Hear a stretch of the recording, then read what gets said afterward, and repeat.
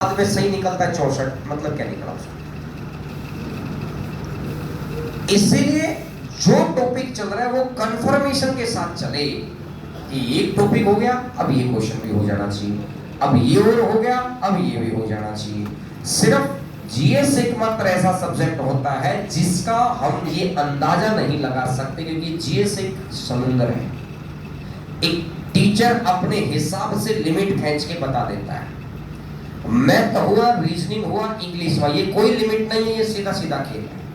क्योंकि जीएस तो भैया अगर यूपीएससी वाले बच्चे को दे दे तो उसको उससे भी वो तो भैया 1.5 लाख देकर जीएस पढ़ता है, उसके बावजूद उससे भी बाहर निकल जाए। जीएस का कोई सिलेबस पैटर्न नहीं होता, फिक्स नहीं होता, मतलब एक लगभग आइडिया लगा लिया जाता है कि भाई ये एसएससी है तो ये इतना प्रेशर की जीएस देगा।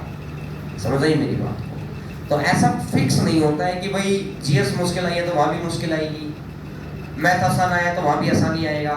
अक्सर ये माना जाता है कि जहां पर 2 पेपर है, एक प्री एक मेंस, वहां पर प्री का एग्जाम आसानी आएगा, क्योंकि उसको अगर प्री मुश्किल ही लेना होता तो फिर वो मेंस लेता ही।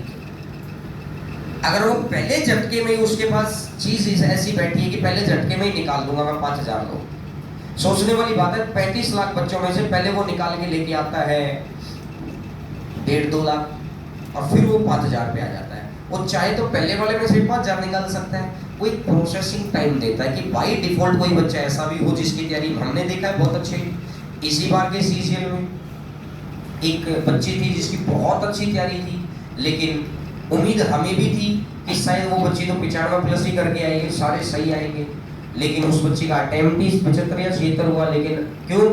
क्योंकि कबार सिर्फ ऊपर नीचे ऐसी हो जाती है, बच्चा प्रेशर ले जाता है, तो इसलिए वो एक मौका देता है कि बाय डिफॉल्ट कोई ऐसा जेन्युइन कैंडिडेट हो जो एक दिन उस दिन खराब हो गया उसका, तो इसको दूसरा मौका देने के लिए वो ये स्ट्रेटजी से चलता है। तो वैसे सीएचएसएल में भी 2 एग्जाम है, तो ऑब्वियसली बात है प्री का एग्जाम आसानी आ रहा है।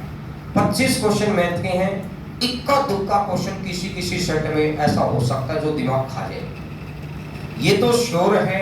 22 क्वेश्चन तो दिमाग नहीं खाएंगे, और जो दिमाग नहीं खा रहा तुम सिर्फ उतना कर दो, खेल वैसे भी हो गया। अपन क्या सोचते हैं, अपन उन 3 के पीछे भागते हैं जो दिमाग खा रहे हैं।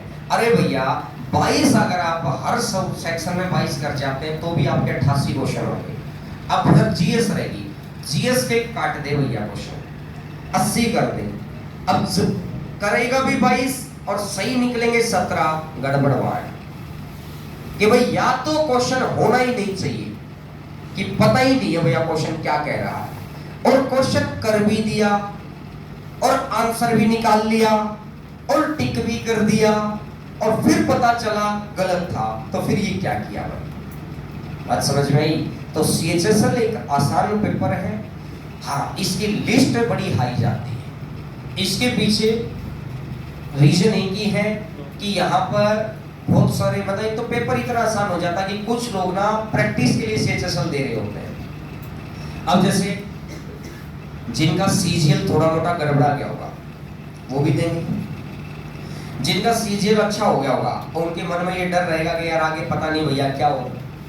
तो सीएचएसएल का लिस्ट ऑटोमेटिक सी बात है 150, 155, 160 पे हमेशा जाना होता है। उसके पीछे ये एक रीजन है, क्योंकि सीजीएल और सीएचएसएल के बीच में गैप होता नहीं है, तो जो उधर करीम कैंडिडेट बैठे हैं वही सेम टू सेम इधर उतर आते हैं। समझ आ गई मेरी बात?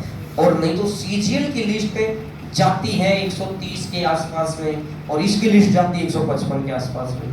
तो रीजन क्या, वो ग्रेजुएशन का पेपर या 12th का पेपर, लेकिन रीजन एक ही है कि जो बच्चा वहाँ थोड़ा डर जाता है, यहाँ पेपर आसान होता है, पेपर आसान होता है तो लेवल थोड़ा ऊपर चढ़ जाता है। यहाँ रीजनिंग, अब बहुत सारे ऐसे कैंडिडेट होते हैं जो सीजीएल के अंदर नॉर्मल स्कोर कर पाते हैं, सीएचएसएल के अंदर बहुत अच्छा खासा स्कोर कर जाते हैं। इसके पीछे रीजन क्या है, आता तो उनको उस टाइम भी था, उस दिन वो परफॉर्मेंस नहीं कर पाए, फिर अगली बार वो ठीक ठाक ढंग से तैयार होके जाते हैं कि मेरे से प्रेशर में ये गलती हुई थी, अब की बार नहीं होनी चाहिए। समझ आई बात का मतलब? सेल्फ एनालिसिस होकर जाते हैं, इतनी सी कहानी। क्या ये बात समझ में आ गई भाई? इससे अगला नंबर क्वेश्चन करके देखो, क्वेश्चन